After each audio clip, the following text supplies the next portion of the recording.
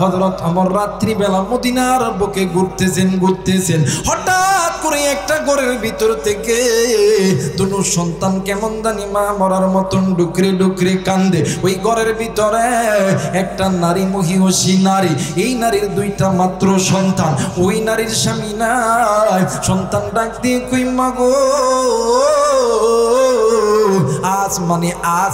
আজ কয়েক মাস হইতেছে আমরা তো মোটা কোনো গোস্ত খাই নাই মা। ও মা, আমার যদি আব্বা থাকতো আমারে তো গোস্ত খাওয়াইতো মা। ও মা, আজ কয়েকদিন হয়ে গেল, আজ কয়েক মাস হয়ে গেল আমরা গোস্ত নামক কোনো চিজ আমরা খাই নাই, কোনো বস্তুই আমরা খাই নাই মা। পাশের বাড়িতে কত খালাম্মারা গোস্ত রান্না করে, কত চাচিরা গোস্ত রান্না করে। এইবার এই মহিলা ডাক দিয়ে কই আল্লাহ, ও মালিক আমি তো মহিলা, আমি এই সন্তানদেরকে গোস্ত কেমন করে খাওয়াবো? ও মেরে মৌলা, এমনিতে দুইটা সন্তানকে মানুষ করতে যাইয়া আমি তো নিজেই হিমশিম খাইয়া দেয়। আমি তো মানুষের বাড়িতে বাড়িতে কাজ করি, আবার এই দুইটা সন্তানকে কেমনে করিয়া গোস্ত খাওয়াবো? এইবার মা জননী ডাক দিন কই বাবা গো, তোমরা চিন্তা কইরো না। এইবারে মহিলা ওযু করিয়া যাই নামাজে দাঁড়াইয়া 2 রাকাত সালাতুল হাজতের নামাজ পড়ছে। সালাতুল হাজতের নামাজ পড়িয়া আল্লাহরে ডাক দিয়ে কই আল্লাহ, ডাক দেন না, বলেন না আল্লাহ। আর একবার ডাক দেন না, বলেন না আল্লাহ। ডাক দিয়ে কই আল্লাহ, এই দুনিয়ার জমিনে আমি এমন একজন হতভাগা নারী, এই দুনিয়ার জমিনে আমার মা নাই বাবা নেই, এই দুনিয়ার জমিনে আমার শ্বশুর নাই শাশুড়ি নাই, এই দুনিয়ার জমিনে আমার স্বামী নাই, দুইটা সন্তান গোস্ত খাইবে গোস্ত খাইবে।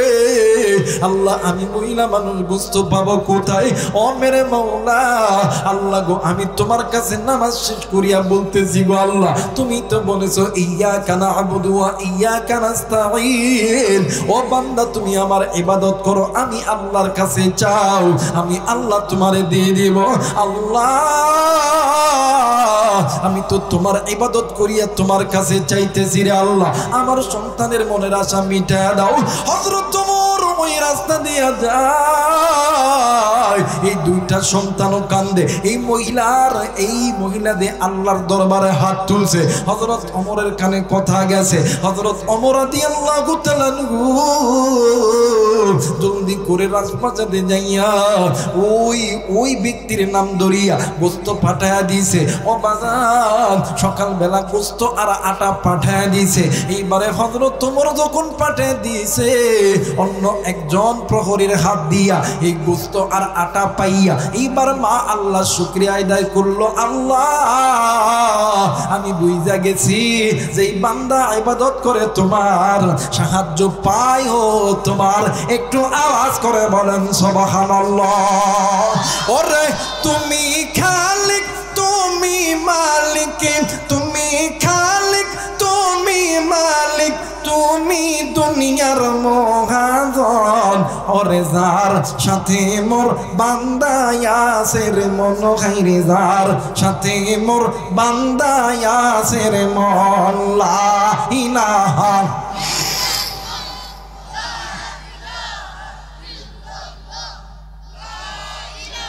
লা ইলাহা ইল্লাল্লাহু মুহাম্মাদুর রাসূলুল্লাহ। সকলে পড়ি সাল্লাল্লাহু আলাইহি ওয়াসাল্লাম। এর মুসলমান, এইবারে আটা আর গোস্ত দিছে, কিন্তু বাদান গোস্ত রান্না করতে পেঁয়াজ লাগে, আদা লাগে, রসুন লাগে, সমস্ত কিছু ঘরে আছে, কিন্তু একটা জিনিস নাই। ওই জিনিসটা হইতেছে তেল। তার ঘরে নাই, তেল পাবে কই? পাশের বাড়িতে যাইয়া একজন নারীকে ডাক দিয়ে কই বনগো আমার বাড়িতে গোস্ত রান্না করব, সমস্ত মশলা সমস্ত যাবতীয় চিজ বস্তু সবই আছে, কিন্তু একটা জিনিস আমার বাড়িতে নাই। বলতেছে কি নাই বলো না? ডাক দিয়ে কই তেল নাই, তুমি আমারে 1 কোটি তেল দিবা, আর এই তেল আমি তোমারে 3 দিন পরে সূর্য ডোবার আগে তোমারে ফেরত দিব। ডাক দিয়ে কই তুমি যদি আমার কাছে তেল চাইতা আমি তোমারে এমনি এমনি তেল দিতাম, কিন্তু আফসোসের বিষয় হইল তুমি তো আমার কাছে তেল ধার চাইছো। এখন এই তেল যদি দিতে হয় ইসলামের বিধান অনুযায়ী একটা লিখিত করা দরকার, একটা চামড়ার ভিতরে একটা কাগজের ভিতরে লিখিত করার পর তেল যখন এক বেটে দিছে এই তেলটা নিয়ে রান্না কইরা সন্তানদেরকে খাওয়াইছে। এইদিকে 3 দিন যখন অতীত হয়ে যাইতেছে এখন তেল কই পাবে? 3 দিনের মধ্যে যদি তেলটা ফেরত না দিতে পারে তাইলে তো ওই মহিলা গুনাহগার হয়ে যাবে। এই মহিলা আবার ঠিক দুপুর বেলা 2 রাকাত সালাতুল হাজতের নামাজ শেষ করিয়া আল্লাহরে ডাক দিয়ে কই মালিক আমার আল্লাহ, ও মালিক যারা তোমার ইবাদত করে এরা তো তোমার কাছেই চায়, তুমি তো তাদেরকে খালি হাতে ফেরত দাও না রে আল্লাহ। আল্লাহ আল্লাহ আমি তো আপনার ইবাদত করি আপনার কাছেই চাই। আজ 3 দিন হইল ওই মহিলাকে তেলটা ফেরত দেওয়ার কথা, 3 দিনের লাস্ট দিন আজকে সূর্য ডোবার আগে তেলটা দিতে হবে। ও বাজার এইবারে মহিলা ডাক দিই কই আল্লাহ আমি মহিলা তেল কই পাবো রে আল্লাহ? তেল মানে তেলটা কই পাবো? কারণ আমি যদি ওই মহিলারে তেলটা ফেরত না দিতে পারি তাইলে তো আমি তো গুনাহগার হয়ে যাব। ও মালিক আপনি তো বলেছেন ইয়া আইয়ুহাল্লাযীনা আমানু কু আনফুসাকুম ওয়া আহলিকুম নার, আপনি নিজে আমাকে গুনাহ থেকে বাঁচতে বলছেন। আল্লাহ আল্লাহ গো চাওয়ার দায়িত্ব আমার, ব্যবস্থা করে দায়িত্ব তোমার। এইবারে আমার আল্লাহ ডাক দিয়ে কই ফেরেশতারা রে, যেই বান্দা আমি আল্লাহরে এত পরিমাণে বিশ্বাস করে যা যা জলদি কইরা যা। একটা দাইয়াতুল কলবি সাহাবীর মহিলার রূপ ধরিয়া চলে যা ওই মহিলার বাড়িতে যায়া তেলটা ফেরত দিয়াই, ডাক দিয়ে কই তেলটা ফেরত দিয়াই। এইবারে সাহাবায়ে কেরামদের রূপ ধরিয়া একজন মহিলা মানুষের রূপ ধরিয়া একজন মহিলা চলে গেছে, যাইয়া দরদাই লক করতেছে বুবু এই নেন তেল, এই নেন তেল, আপনি যে তেল চাইছে। ডাক দিয়ে কই আমি তো কারো কাছে চাই নাই।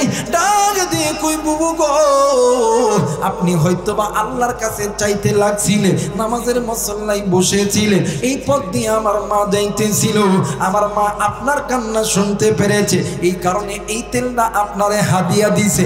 একবারে করজে হাসানা, কোনো করজ দেয় নেই, একবারেই আপনারে দিয়ে দিছে। ডাক দিয়ে কই তোমার বাড়ি কই? কই আমার বাড়ি এখান থেকেই অনেক দূরে। মহিলা তেল পাইয়া আল্লাহরে ডাক দিয়ে কই আল্লাহ তোমার কাছে লাখ কোটি শুকরিয়া।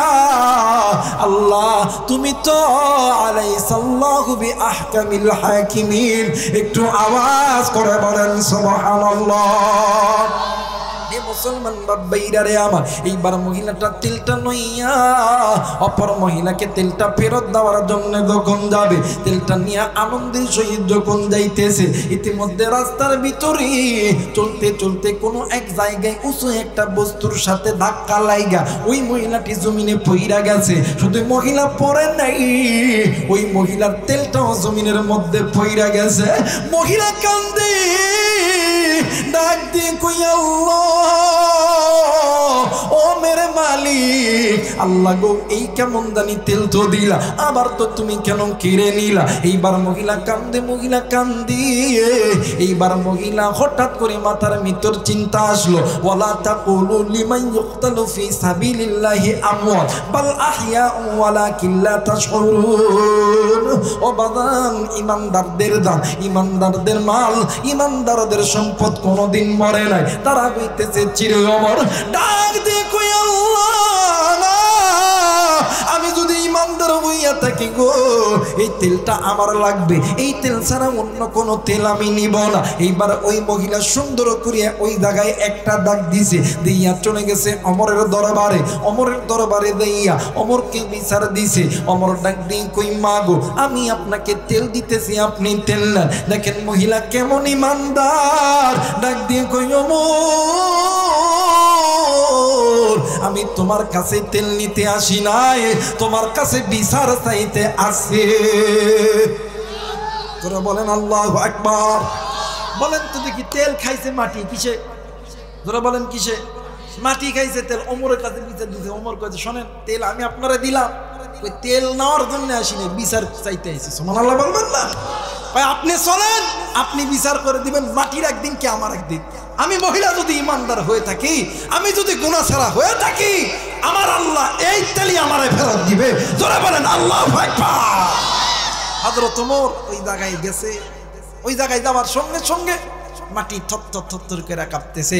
হযরত ওমর ডাক দিয়ে কই মাগো, কোথায় তেলটা পড়ছে? কই এখানে। হযরত ওমর রাদিয়াল্লাহু তাআলা আনহু ডাক দিয়ে কই আল্লাহ, ও মালিক তুমি তো বলছো ওয়ালা তাকুলু লিমান ইউকতালু ফি সাবিলিল্লাহি আমওয়াত বাল আহইয়াউ ওয়ালাকিন লা তাশউরুন। মালিক, যারা ঈমানের দাবিতে সত্যবাদী, যারা আল্লাহর রাস্তায় জান মাল নিজের জীবন দেয়, এদের জান মাল চির অমর, এরা মরে না, এরা জিন্দা, এরা সারা জীবন থেকে দেয়। জোরে বলেন আল্লাহু আকবার।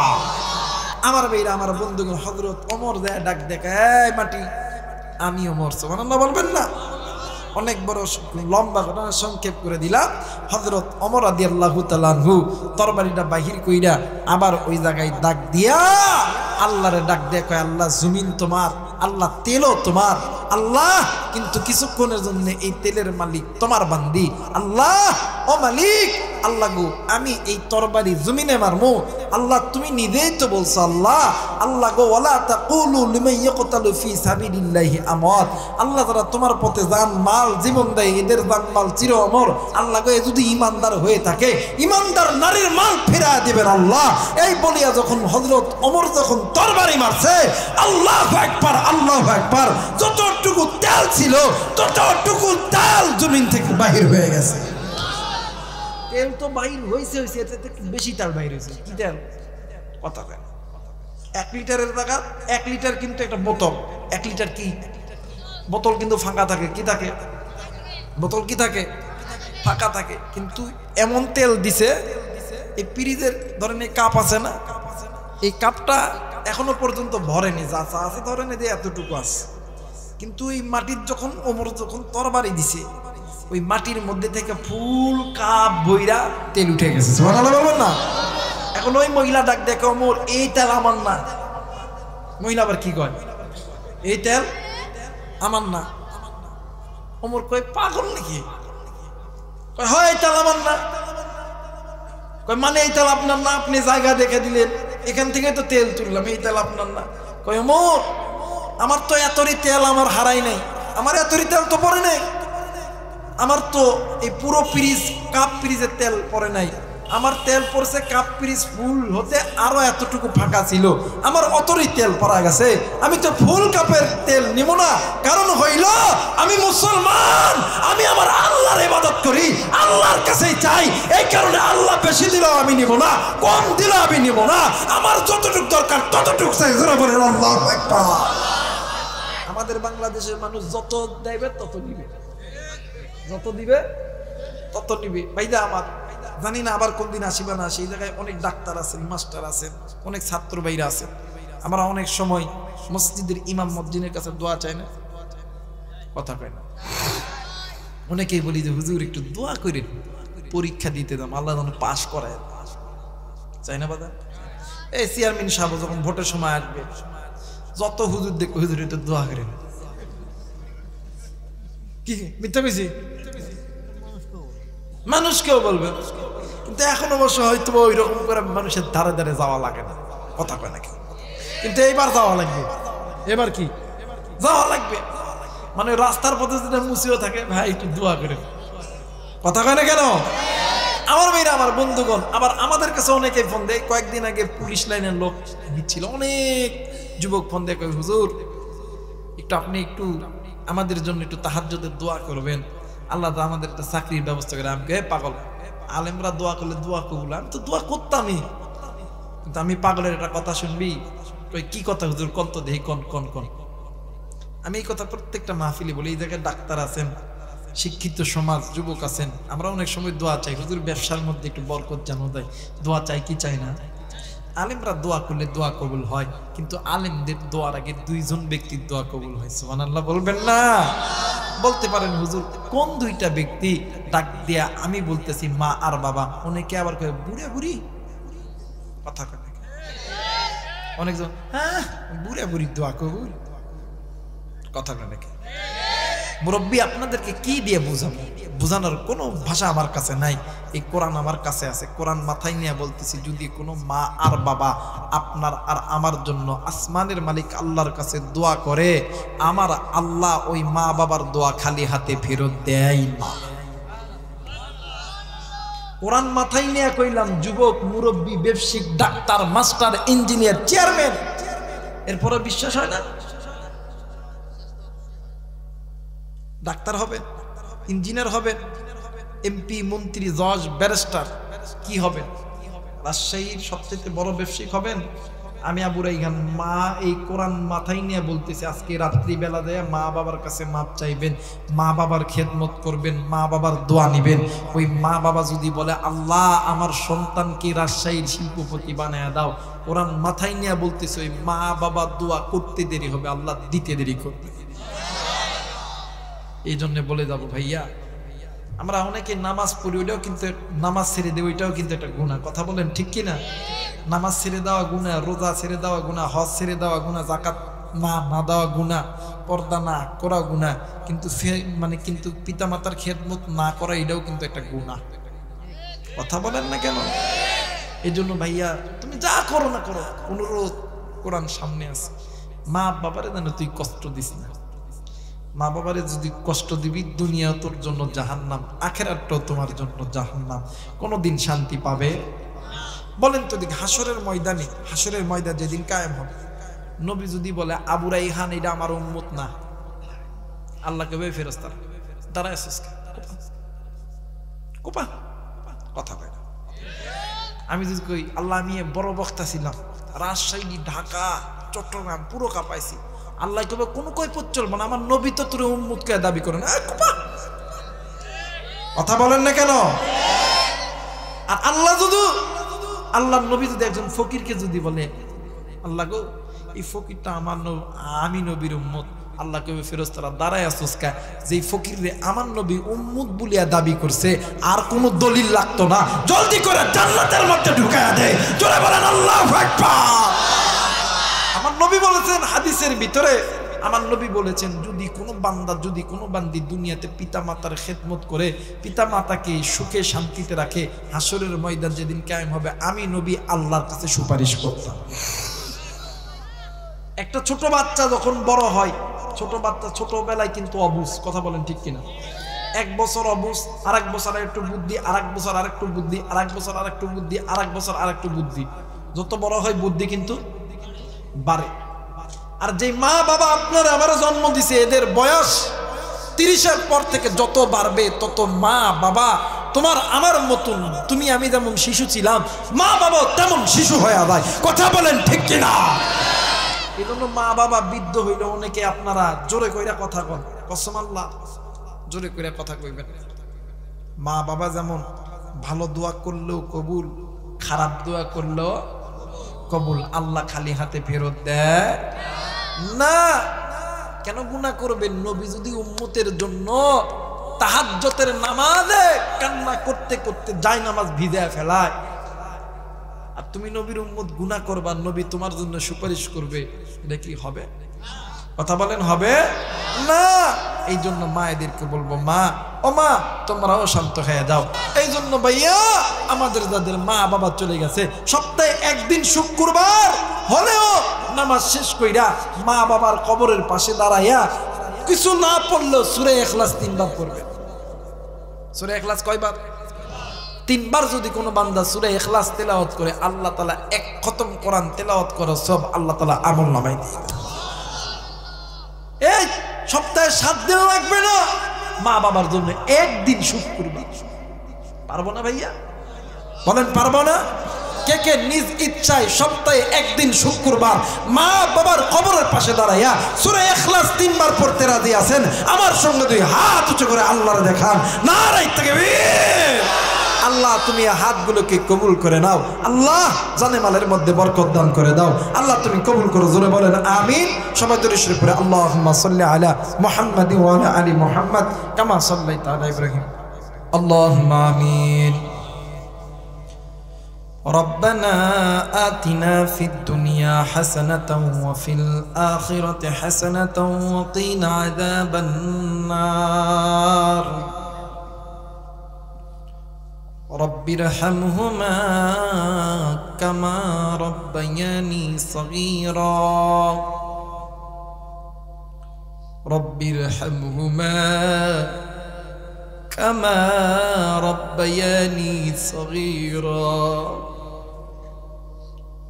ও মালিক, হারুপুর যুব সমাজের উদ্যোগে আল্লাহ জান্নাতের বাগানে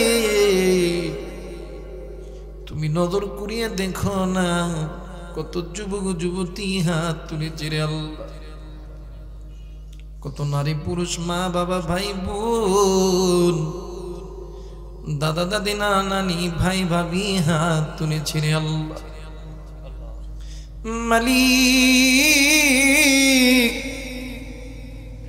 নবীর ওয়ারিস উলামা হযরত হাত তুলেছে রে আল্লাহ। থাকতে পারে এই ময়দানে তলবে ইলম যাদের পায়ের নিচে তোমার নূরের ফেরেশতারা পাখা বিছায় দেয় রে আল্লাহ। মালিক রে, এতগুলো মানুষের মাঝে আমি রাইহানের চাইতে বড় গুনাহগার কেউ নাই রে আল্লাহ। ও মালিক, আমি রাইহানের চাইতে বড় নাফরমান কেউ নাই রে আল্লাহ। আল্লাহ গো, এই জায়গায় জানি না কি গো তোমার ইমানদার নেককার বান্দা বান্দি বসে আছে রে আল্লাহ। আল্লাহ গো,